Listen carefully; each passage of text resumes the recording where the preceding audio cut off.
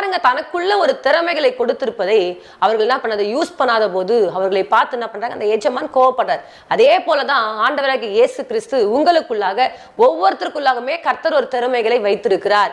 இன்றைக்கு நாம் என்ன பண்றோம், எனக்கு ஒண்ணுமே தெரியாது, எனக்கு எதுவுமே தெரியாதுன்னு சொல்லிட்டு என்ன பண்றோம், ஒரு மூலையில உட்கார்ந்து கொண்டிருக்கிறோம்.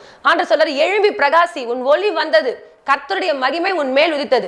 பாருங்க, நீங்கள் எழும்பாத பட்சத்துல கர்த்தர் உங்களை கொண்டு எந்த ஒரு காரியங்களும் செய்ய மாட்டார்.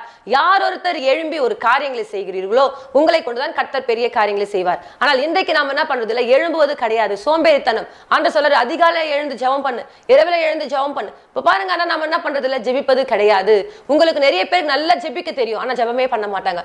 நல்லா பாட தெரியும், நல்லா பாடவே மாட்டாங்க. இப்ப பாருங்க, உங்களுக்குள்ள இருக்கிற திறமைகளை பயன்படுத்தாதபடிக்கு ஒரு வெட்கம் என்ன பண்ணுது, அநேக நேரங்கள்ல தடையாய் காணப்படுற அந்த வெட்கத்தை நீங்கள் தான் விட வேண்டும். விட்டு நாம என்ன பண்ணுவோம், கடந்து வரும்பொழுதுதான் ஒரு காரியங்களை என்ன பண்ண முடியும், செய்ய முடியும். பாருங்க, பைபிள்ல